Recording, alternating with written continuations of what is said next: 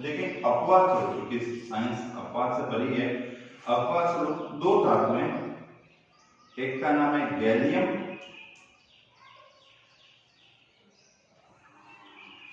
और एक का नाम है सीजियम। ये दो धातुएं हैं, एक है गैलियम, एक है सीजियम।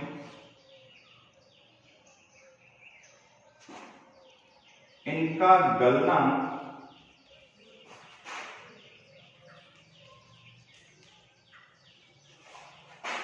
बहुत कम होता है, यानी कि अल्प होता है। यानी जितने भी धातु हैं उनका गलनांक हमेशा उच्च होगा, बहुत अधिक होता है। लेकिन गैलियम, इसका प्रतीक है Ga,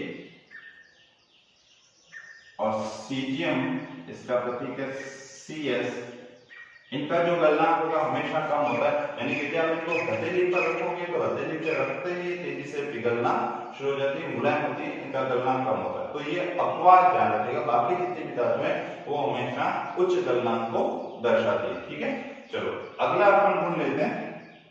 5 गुण हो गए थे, छठा गुण लेते हैं। अपन ऊष्मा के सुचालक कर लिया था, अगला है विद्युत के सुचालक।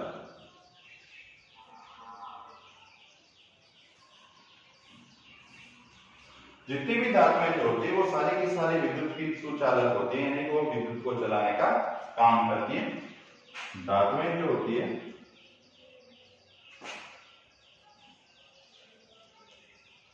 वो विद्युत की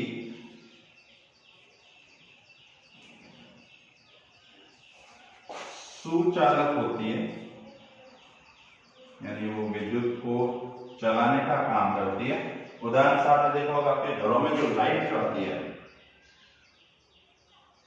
उदाहरण के रूप में अपन बात करते हैं, आपके घरों में जो तार जो आता है, उस तार के अंदर हमेशा जो पतले पतले वायर पाए जाते हैं वो तांबे के होते हैं, जिसको अपन कॉपर कहा जाता है।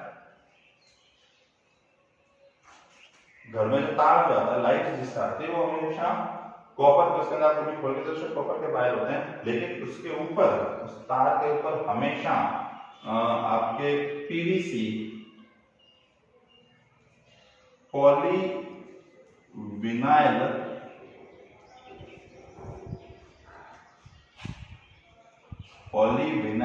क्लोराइड,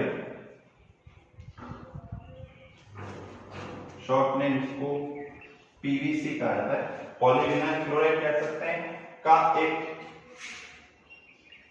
विद्युत रोधी आवरण पाया जाता है।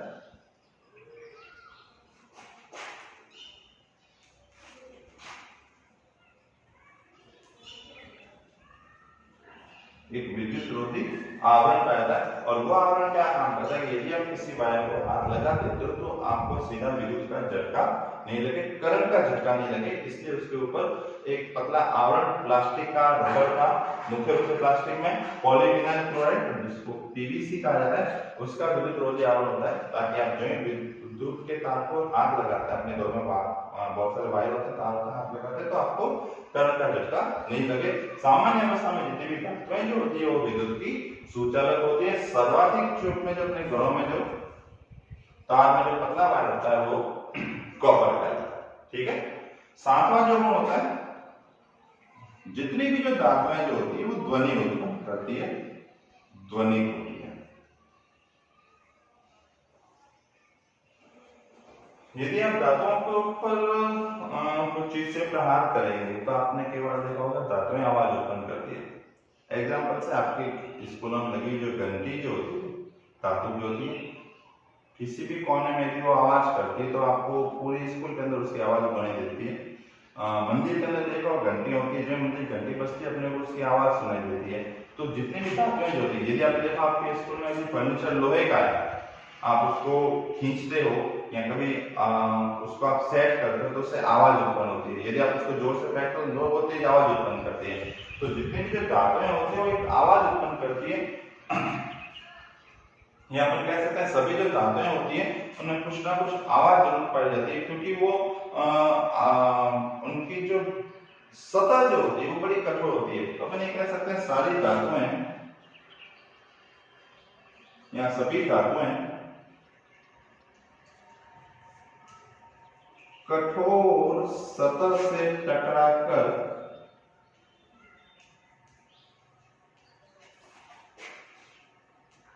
आवाज उत्पन्न करती है।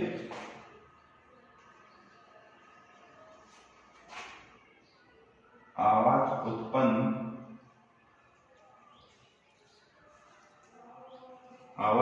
करती है,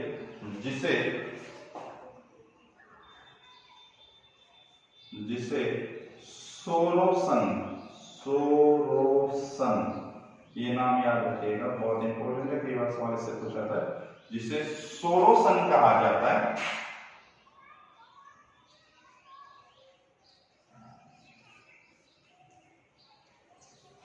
जिसे सोरोसन कहा जाता है। आप उदाहरण के रूप में स्कूल की घंटी ले सकते हो, मंदिर में जो घंटी होती है वो ले सकते हो, ये सारे के सारे इसके अंदर उदाहरण आते हैं। अगला 8वां गुण, तो अपन ने पढ़ा था सभी धातुएं उष्मा की सुचालक होती है, इनका गलनांक कुछ होता है, लेकिन ये अपवाद है, दोनों ध्यान रखिए, दोनों अपवाद है। एक है गैलियम और दूसरा है सीजियम। आप इसको थोड़ा सा क्लियर लिख देता हूँ। सीजियम जो है इनका गलनांक हमेशा बहुत कम होता है, यानी कि ये बहुत कम गलन पॉइंट को दर्शाती है। यदि आप इसको हथेली के ऊपर रखोगे तो थोड़ी देर के अंदर ये पिघलना, मेल्ट होना शुरू हो जाती है। जनरली धातुएं मेल्ट तो नहीं होती, लेकिन मेल्ट होना शुरू हो जाती है। अगला, सारी जो भी धातुएं विद्युत की सुचालक होती है, वो विद्युत को तेजी से चलाने का काम करती है, प्रवाह करने का काम करती है।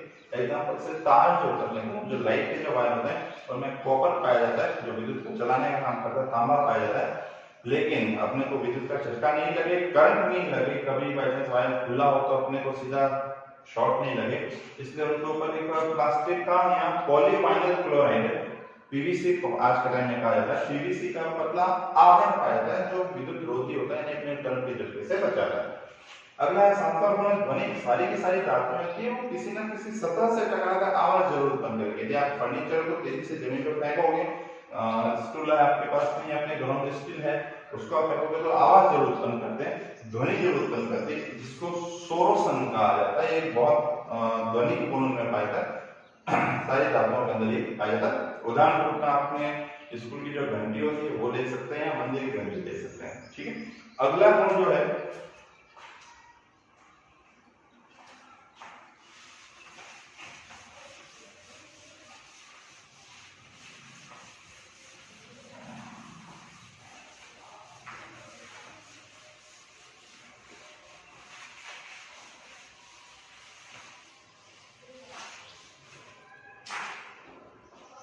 अपने 7 गुण कर लिए थे।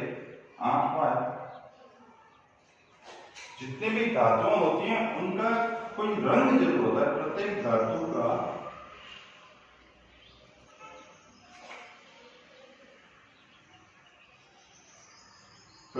धातु का निश्चित रंग होता है।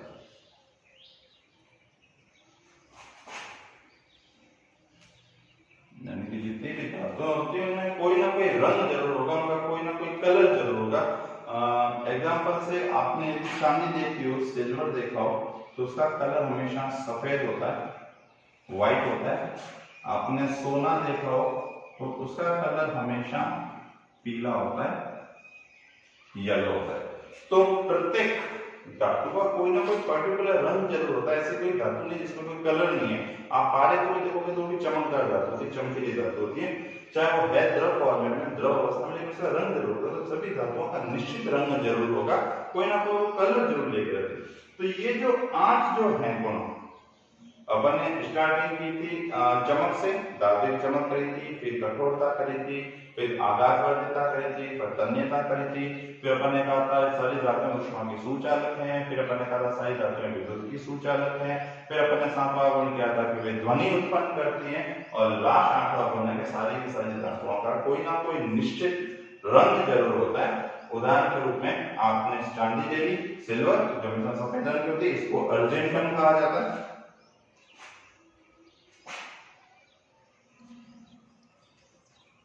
अर्जेंटम अपनी भाषा में चांदी, या सोना जिसको औरम,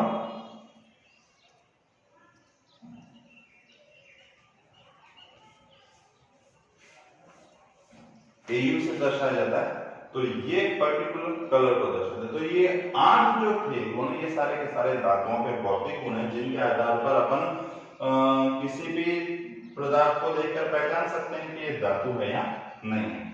अब बात करते हैं अपन अधातु की। ये 8 गुण होते सारे धातुओं के। अब अपन बात करते हैं अधातुओं की।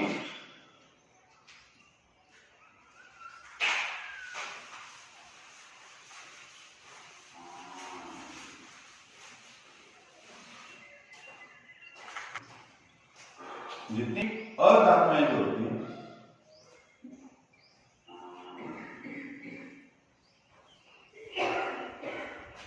सारी की सारी जो अधातुएं जो होती हैं उनमें धातुओं के समान गुण नहीं पाए जाते हैं, उनमें धातुओं के समान विशेषताएं नहीं होती है। जैसे कि ये आघात वर्धनीय नहीं होती है,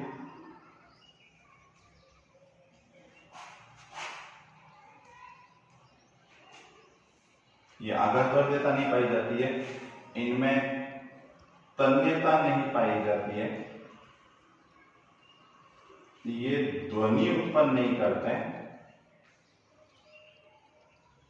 यह अधिकतर द्रव या गैस रूप में होंगे, ठोस रूप में भी होते हैं लेकिन कम अवस्था में पाए जाते हैं, यानी ठोस से कम होंगे।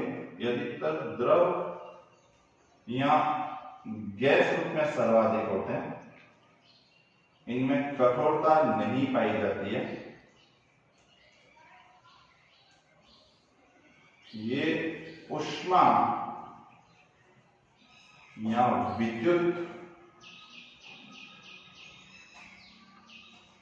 के सुचालक नहीं है। यानी अपन कह सकते हैं कि इनमें ऐसा कोई भी गुण नहीं पाया जाता है। इन आघात वर्ध्यता नहीं होती है, आप इनको पीस नहीं सकते, तन्यता नहीं पाई जाती है, आप इनको पतलेदार के रूप में नहीं बना सकते, इनमें कोई ध्वनि नहीं होती है, कोई आवाज उत्पन्न नहीं करते हैं, ये अधिकतर द्रव या गैस के रूप में पाए जाते हैं, यह ऊष्मा और विद्युत के सुचालक भी नहीं होते हैं, यह कठोर नहीं होते हैं, ये अधिकतर सॉफ्ट या मुलायम रूप में होता है। लेकिन अपन ये कह सकते हैं कि इनमें अलग अलग कलर की जरूरत होती है, विभिन्न रंगों के होते हैं।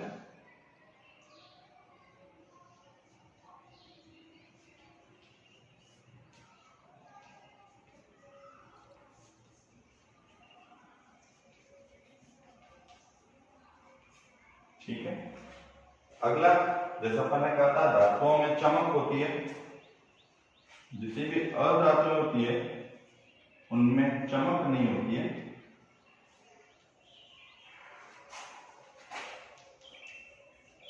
यानी कि में कोई चमक नहीं पाई जाती, चमकदार की सतह चमकदार नहीं होती है।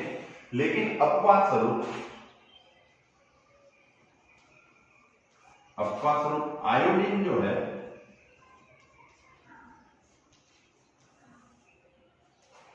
वो चमकीला होता है।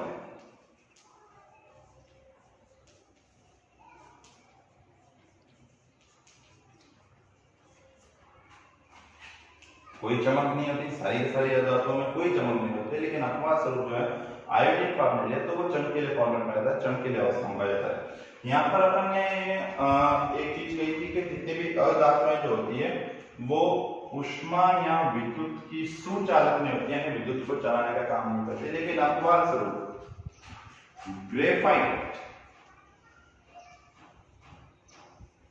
ग्रेफाइट आपने देखी होगी, आपके पेंसिल के ऊपर का जो नोक जो होता है जो लिखने का, वो ग्रेफाइट क्या होता है। तो ग्रेफाइट जो होती है वो विद्युत की सुचालक होती है।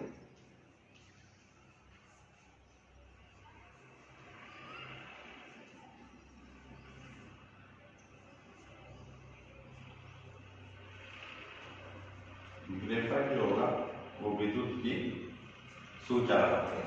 तो ये अधातुओं के भौतिक गुण आप देख सकते हैं, वो आघात वर्ध्य नहीं होती है, जैसे मैंने क्रॉस किया, मैं इसको हटा देता हूं, वो आघात वर्ध्यता इनमें नहीं पाई जाती है, उनमें तन्यता नहीं पाई जाती है, उनमें ध्वनि नहीं पाई जाती है, वो द्रव और गैस उसमें पाए जाते हैं। अब इसमें एक चीज ध्यान रखना, प्रमुख रूप से जो ब्रोमीन जो होती है अधातुओं में, जो ब्रोमीन धातु है वो हमेशा द्रव रूप में पाई जाती है।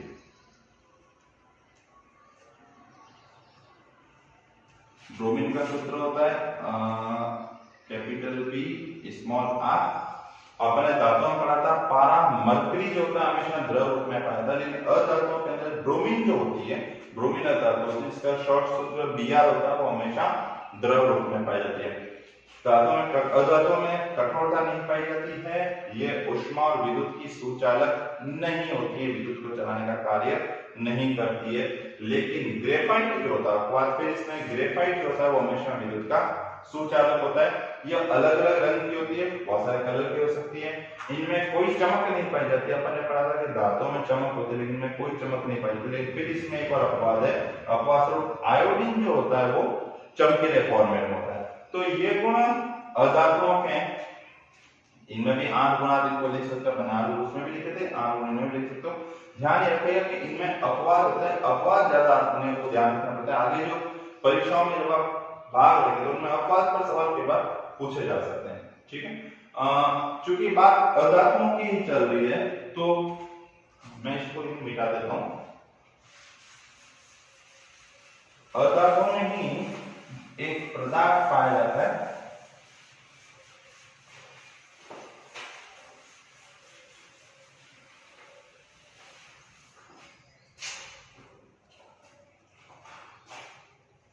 जिसको अपन बोलते हैं कार्बन।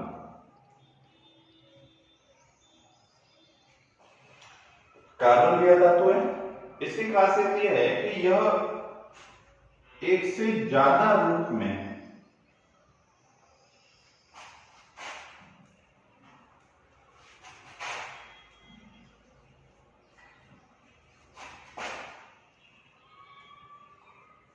एक से ज्यादा रूप में, एक से ज्यादा फॉर्मेट में पाया जाता है। इस गुण को यानी इस विशेषता को अपर रूपता कहा जाता है।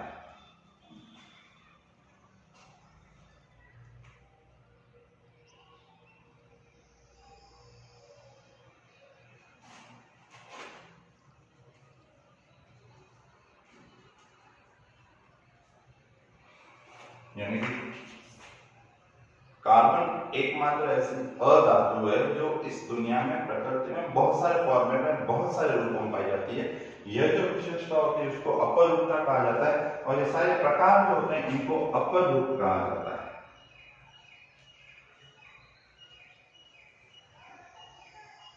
ठीक है। फॉर एग्जाम्पल से आपने नाम सुना होगा हीरा, ग्रेफाइट, इसके अलावा है तीसरा आपके फुलरिंग, चौथा कोयला, पांचवा कोलता,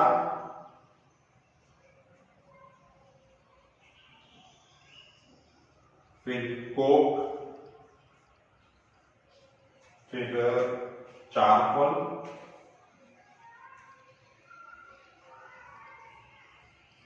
तो ये सारे के सारे आपके कार्बन के अपर रूप कहलाते हैं। यानी कि है सब में कार्बन, लेकिन अलग अलग फॉर्मेट में पाया जाता है, अलग अलग रूप में पाया जाता है। एग्जाम्पल से हीरा है, ग्रेफाइट है, फ्लोरीन है, कोयला है, कोलता है, कोक है और चारकोल है। अब अपन ने बात की थी कि दुनिया में जितने पदार्थ होते हैं उनमें चमकीला नहीं पाए जाते। अब हमने कहा आयोडीन चमकीला पदार्थ होता है, लेकिन ध्यान ये रखिएगा हीरा जो होता है, हीरे की खासियत यह है कि ये इस दुनिया की सबसे कठोर धातु है। मैं यही लिख देता हूं नीचे, इसको मिटा देता हूं थोड़ा सा, चारकोल को मैं यहां से मिटा देता हूं। ठीक है, इस चारकोल को मैं यहां पे ले लेता हूं। हाँ, तो हमने यहां पर चारकोल ले लिया। ये सारे कार्बन के अलग अलग रूप हैं। अब ये ध्यान रखना, हीरा जो होता है वो इस दुनिया की सबसे कठोर धातु है। कठोर भी है, चमकीला भी है और सबसे बड़ी बात है इसका गलना और इसका पथना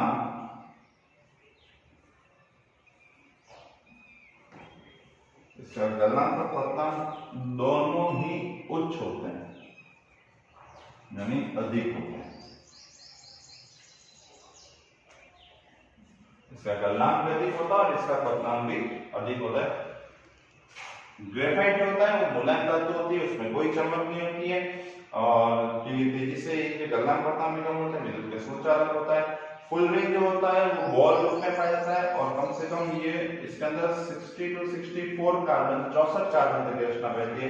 कोयला आपने ग्राउंड देखा, लकड़ी का कोयला, कास्ट कोयला टूट जाता है, हीरा पे होता है, जबकि कोयला खोलता है, कोक है, चारकोल है, यानी कि प्रत्येक के अंदर कार्बन पाया जाता है, लेकिन वो अलग अलग रूप में, अलग अलग फॉर्मेट में और उसी हिसाब से अपने गुणों को दर्शाता है। तो ये जितने भी थे ये सारे के सारे अधातुएं थी। अपन ने धातुओं के बारे में पढ़ा, अपन ने अधातुओं के बारे में पढ़ा। धातुओं के 8 गुण पढ़े। स्टार्टिंग में अपने चमक से, सारी धातुएं चमकीली होती है जिसे धात्विक चमक कहा जाता है। कठोरता दूसरा गुण लेता है, सारी धातुएं कठोर होती है, प्रत्येक की अलग अलग कठोरता पाई जाती है। तीसरा अपन ने आघात वर्ध्यता लेता, सभी धातुओं का आप पीट कर चदत रूप में बना सकते हो। चौथा अपन ने तन्यता लेता, सारी धातुओं का आप उच्च ताप के ऊपर पतले ताप के रूप में बदल सकते हो। पांचवा गुण अपन ने लिया था, सारी की सारी धातुएं जो होती है वो ऊष्मा की सुचालक होती है। छठा गुण लिया था अपन ने, सारी की सारी धातुएं जो होती है वो विद्युत की सुचालक होती है।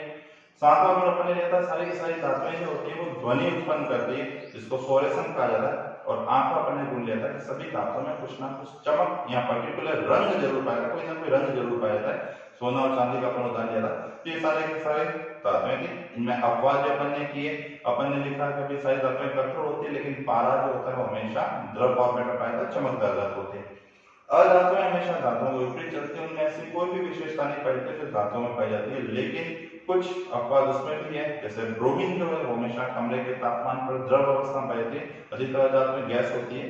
दूसरा अपन ने बात की कार्बन एक से ज्यादा रूपों को दर्शाता है, अपर रूप दर्शाता है, इसमें हीरा है और ये सारे ग्रेफाइट है, फुलिन है। तो धातुएं और अधातुएं आपस में एक दूसरे में अंतर रखते हैं और ये जो अंतर रखते हैं सारे के सारे अपन ने भौतिक गुण बताए थे, इन्हें अपन देखकर पहचान सकते हैं कि हीरा है, ग्रेफाइट है, लोहा है, सोना है, चांदी। अगले लेसन के अंदर यानी अगली जो क्लास जो होगी अपनी नेक्स्ट जो क्लास होगी उसके अंदर अपन इनके रासायनिक गुणधर्म के आधार पर आप रासायनिक क्रियाओं के द्वारा कैसे पहचान करोगे कि धातुएं या अधातुएं, उसको लेके आज के तो भौतिक गुणधर्म तक